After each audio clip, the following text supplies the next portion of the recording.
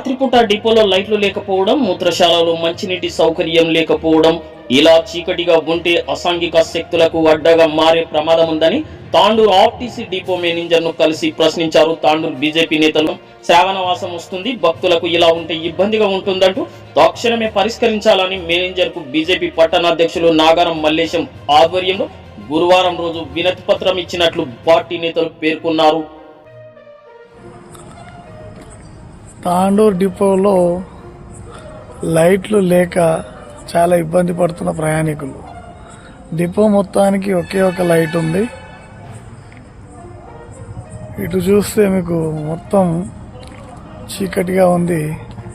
ఈ చీకటిని ఆసరా చేసుకొని